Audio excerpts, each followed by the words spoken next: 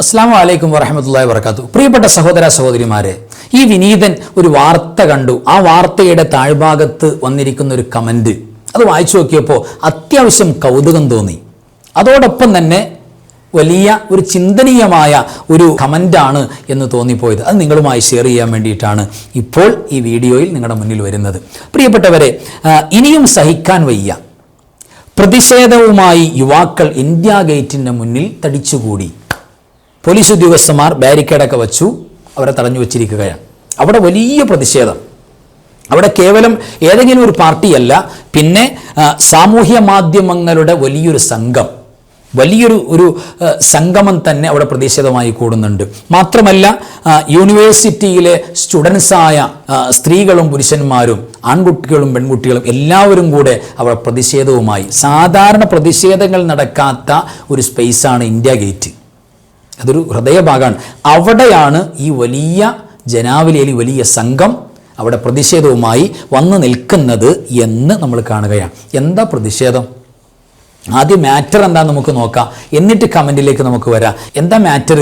വായു മലിനീകരണം സഹിക്കാൻ പറ്റുന്നതിലപ്പുറമായി ഇനി അപകടങ്ങൾ ഉറപ്പായും സംഭവിക്കും എന്ന ഘട്ടത്തിൽ എല്ലാ ചെറുപ്പക്കാരും സ്റ്റുഡൻസും അല്ലെങ്കിൽ സാമൂഹ്യ മാധ്യമങ്ങളൊക്കെ തന്നെ വേർതിരിവില്ലാതെ രംഗത്തേക്ക് വന്നു.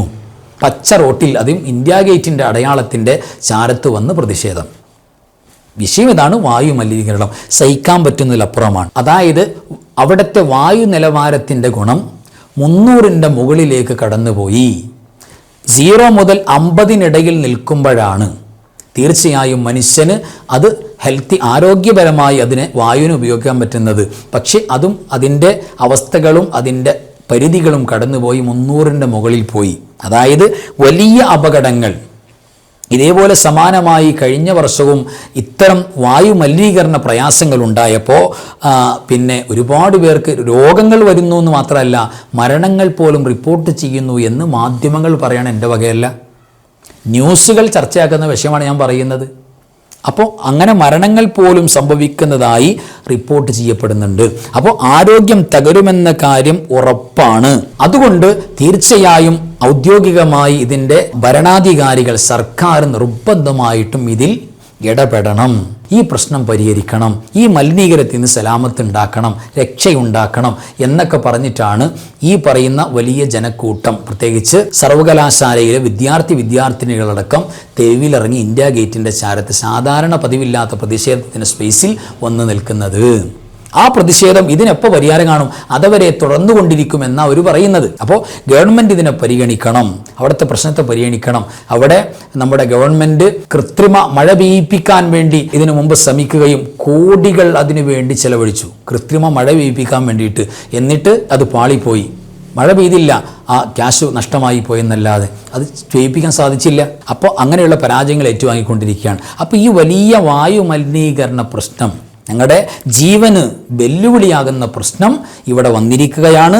അതുകൊണ്ട് ഞങ്ങൾ ഇനി അടങ്ങിയിരിക്കില്ല എന്ന് പറഞ്ഞ് യുവാക്കൾ പുറത്തു ചാടി. അവിടെ സർവകലാശാലയുള്ളവർ പുറത്തു വന്നു, മാധ്യമപ്രവർത്തകർ, ഏത് മാധ്യമത്തിൻ്റെ നോക്കള്ള എല്ലാവരും ഒരുമിച്ചുകൂടി പ്രതിഷേധത്തിന് ഇന്ത്യ ഗേറ്റിൻ്റെ ഭാഗത്ത് തമ്പടിച്ചിരിക്കുന്നു. ഈ വാർത്ത തന്നെ നമുക്ക് വളരെ ചിന്തിക്കേണ്ട ഒരു പ്രധാനപ്പെട്ട മാറ്ററാണ്. അതിൻ്റെ താഴ്ഭാഗത്തൊരു കമൻറ്റ്. എങ്ങനെയാണ് കമൻറ്റ്? അതായത് ശ്വാസത്തിന് വേണ്ടി എല്ലാവരും ഒന്നായി. അവിടെ വേർതിരിവില്ല. അവിടെ അവൻ വേറെ ഇവൻ വേറെ, അവൻ പോയാൽ ഞാൻ പോവില്ല, അവർ വന്നാൽ ഞാനില്ല എന്ന് പറയുന്ന ഒരു വേർതിരിവില്ല. ശ്വാസത്തിന് വേണ്ടി വലിയ മൂല്യമാണല്ലോ. അപ്പോൾ അതിനുവേണ്ടി എല്ലാവരും ഒന്നിച്ചു, എല്ലാവരും ഒന്നായി. ഇതേപോലെ തന്നെ വർഗീയതക്കെതിരെ എല്ലാവരും ഒന്നായിരുന്നെങ്കിൽ എത്ര മനോഹരമായിരുന്നു. ഒന്നാകണം എന്നാണ് ആ കമൻറ്റിൽ വന്നത്. ഞാൻ വളരെ കൗതുകത്തോടെയും അതേപോലെ തന്നെ ചിന്തനീയമായി നിന്ന് പോയതാണ്. യഥാർത്ഥത്തിൽ ഇത് സത്യമല്ലേ പ്രിയപ്പെട്ടവരെ? അവനവൻ്റെ വായുവിൽ പിടുത്തം വന്നപ്പോൾ, പ്രശ്നങ്ങൾ വന്നപ്പോൾ അവിടെ മതം നോക്കാതെ, ജാതി നോക്കാതെ, വകുപ്പ് നോക്കാതെ, പിന്നെ വ്യത്യാസം നോക്കാതെ, വർണ്ണവർഗ ഭാഷ ദേശ വ്യത്യാസമില്ലാതെ എല്ലാവരും സംഘടിച്ചില്ലേ? ഇതേപോലെ വർഗീയതക്കെതിരെ, അനീതിക്കെതിരെ, അക്രമത്തിനെതിരെ, അധർമ്മത്തിനെതിരെ ഈ സമൂഹം മുഴുവൻ അല്ലെങ്കിൽ ഇന്ത്യക്കാർ മുഴുവൻ മിനിമം ഒന്നിച്ചു നിന്നാൽ ഇവിടെ ഒരു കളി നടക്കില്ല. ഇവിടെ ഒരു വർഗീയ കലാപങ്ങൾ ഉണ്ടാകില്ല എന്ന് മാത്രമല്ല, വർഗീയ കലാപം എന്ന് പറയാൻ പോലും മടിക്കും, ഭയപ്പെടും ആളുകൾ. അത് കേമന്മാരായാലും തലപ്പത്തിരുന്നാലും കാൽപ്പത്തിരുന്നാലും ഭയപ്പെടും. അപ്പോൾ ഈ ഒരു വാർത്ത നമുക്കൊരു പാഠമാണ്. ഇതിനു വേണ്ടി, ശ്വാസത്തിനു വേണ്ടി, വായുവിനു വേണ്ടി നമ്മൾ ഒന്നിച്ചതുപോലെ വർഗീയതയ്ക്കും അതേപോലെ തന്നെ അനീതിക്കും അധർമ്മത്തിനുമെതിരെ നമ്മൾ സംഘടിക്കണം. നമ്മുടെ രാജ്യക്കാർ ഒരു മാതാപിതാക്കളുടെ മക്കളെപ്പോലെ, കുടുംബങ്ങളെപ്പോലെ നമ്മൾ പ്രശ്നങ്ങളെ ഒന്നിച്ച് നേരിട്ടാൽ ഇവിടെ ഒരു ചുക്കും ഒരാൾക്കും ചെയ്യാൻ സാധിക്കില്ല. കണ്ടം വഴി ഓടേണ്ടി വരും എന്നാണ് ഈ വാർത്തയും ഈ കമൻറ്റും നമുക്ക് പറഞ്ഞു തരുന്നത്. അത് പ്രത്യേകം നമ്മൾ ഓർക്കുക. നമുക്ക് എല്ലാ കാര്യത്തിൽ നിന്നും നല്ല പാഠങ്ങൾ ഉൾക്കൊള്ളാൻ അള്ളാഹുവിൻ്റെ സഹായം നമുക്ക് തുറന്നു തരട്ടെ. ആമീൻ യാ റബ്ബൽ ആലമീൻ. അസ്സലാമു അലൈക്കും വറഹ്മത്തുള്ളാഹി വബറകാതുഹു.